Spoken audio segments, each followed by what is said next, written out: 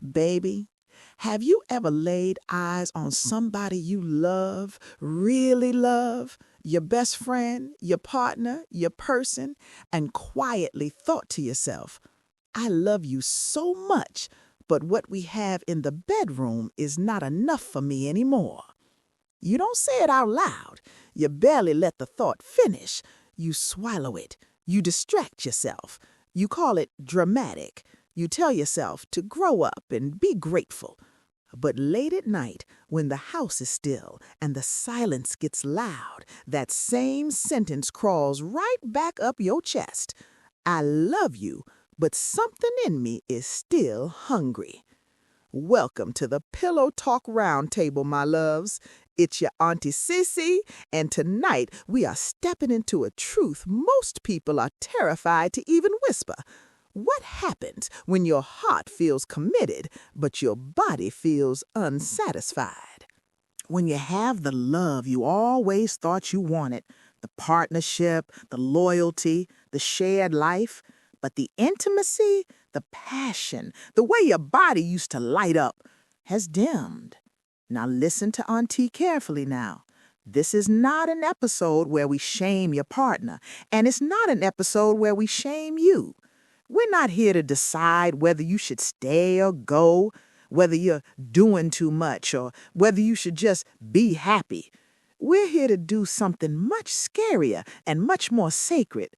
We're here to tell the truth about what happens when your emotional needs are met, but your physical and sensual needs are whispering, hey, don't forget about me.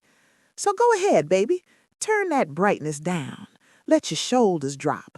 Unclench your jaw. You don't have to solve anything tonight. You just have to let yourself feel what you've been avoiding. There is this fairy tale we're sold that says, if you find the right person, everything, love, friendship, sex, communication, will line up and stay lined up forever. And when we're young, we eat that up. We think, if I really love them, the passion will always match the love. But real life is messier. Real life is slower. Real life is quieter. In real life, love and desire sometimes start walking at different speeds. You can have a partner who shows up, pays bills, remembers the kids' schedules, supports your dreams, makes you laugh in the kitchen, and still, when the lights go off, when the bedroom door closes, you feel like something is missing. Maybe the sex is rare. Maybe it's rushed. Maybe it's routine. Maybe your partner avoids it, or maybe they're present in body, but not in spirit. Maybe nothing is wrong on paper, but you feel like you're performing a role instead of sharing a moment. At first, you excuse it. We're tired. We're stressed. This is just what happens over time. And there's some truth in that. Desire does change. Bodies change, schedules change, energy changes. But there's a difference between desire evolving and desire evaporating. There's a difference between our sex life looks different now and I can't remember the last time I felt truly desired. That's the quiet place so many people live in, not in crisis, just in a slow, steady ache. Now this is where it gets tender. Because wanting more in the bedroom while having a loving partner does something strange to the heart. It makes you feel like a villain in your own story. You think, how dare I complain when I have someone who loves me? How dare I say this isn't enough when there are people out here begging for loyalty, for consistency, for the basic things I already have? So you silence yourself. You tell yourself your appetite is the problem, not the absence of real intimacy. You push your own needs to the back of the line. You say things like, sex isn't everything. I'm too old to care about this. Passion is for the early days. We're in a different phase now. And baby, listen. Yes, relationships evolve. Yes, the intensity of newness changes over time. I'm too old to care about this. Passion is for the early days. We're in a different phase now. And baby, listen. Yes, relationships evolve. Yes, the intensity of newness changes over time. But the need to feel wanted, to feel chosen, to feel touched with care, looked at with hunger, held with intention, that doesn't just disappear because you got older or more responsible. Shame will have you believing that your desire makes you ungrateful, immature, selfish, or foolish. Shame will convince you to gaslight yourself, to say, I'm fine, when your journal says otherwise.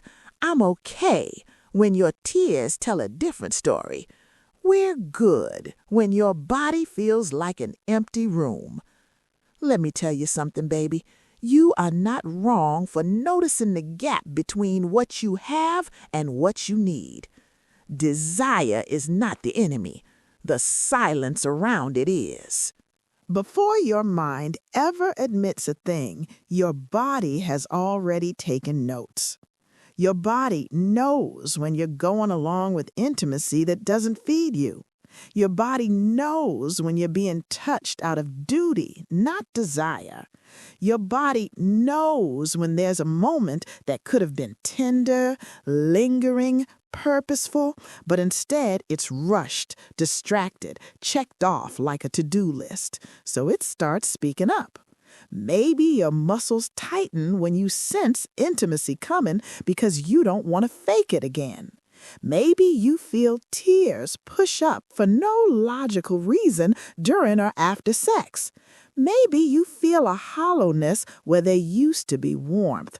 Maybe you crave touch, but not the kind you're currently getting.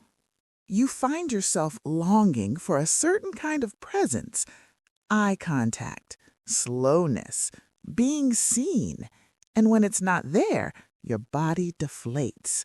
You might even notice your imagination running ahead of your reality, not necessarily towards specific people, but towards specific feelings, to be wanted, to be pursued, to be held like I'm special, not just familiar. Sometimes the fantasy isn't about another person. It's about another version of you, the version of you who is taken seriously when you say, I need more, instead of being told, be happy with what you've got. Your body is not betraying your relationship. It is reporting your experience. So what do you do with all of this, baby? You love them. You don't want to lose them. You don't want to wound them. But you also don't want to keep abandoning yourself every time this subject comes up inside your own mind. The first step, you tell the truth to yourself. Not on social media, not to a group chat, just to you. Maybe you write it down. I love my partner.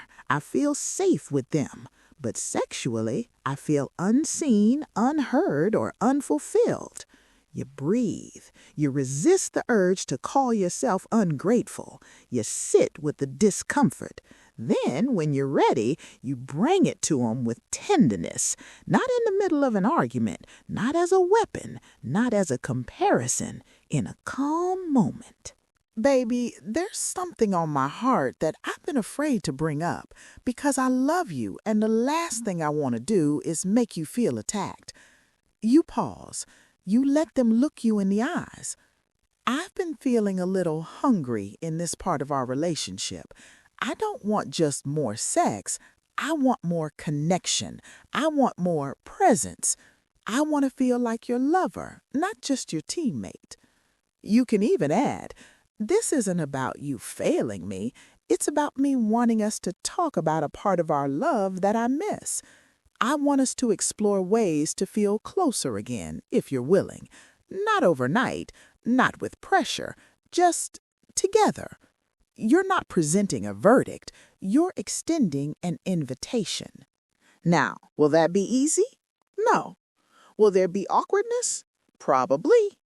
But grown intimacy requires grown conversations.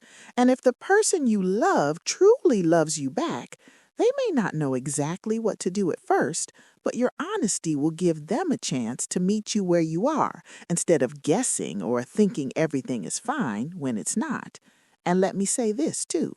If they dismiss you, mock you, shame you, or shut you down, that response is also information.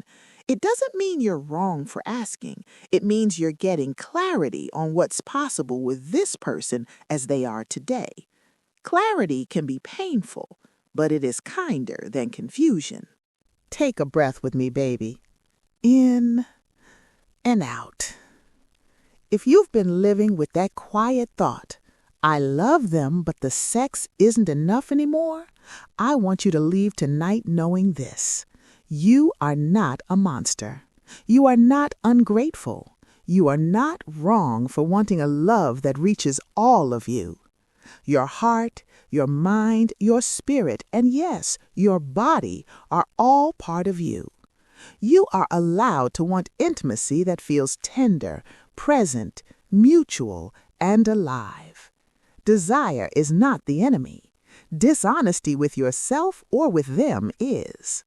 You don't have to make any sudden moves tonight. You don't have to decide the future of your relationship off of one episode.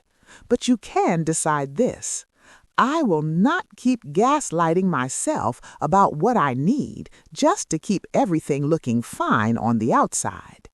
Your truth deserves a voice, and love, real love, can handle honest conversation. My loves, thank you for sharing this sacred space with me tonight. Remember, intimacy isn't just something you do. It's something you build. And if anything we talked about tonight has your mind racing or your heart humming, baby, that just means the conversation worked. If you have a topic you'd like me to talk about, leave me a comment. This has been your Pillow Talk Roundtable with Auntie Ci Ci. Good night, baby. Rest well. I'll meet you right back here next Friday.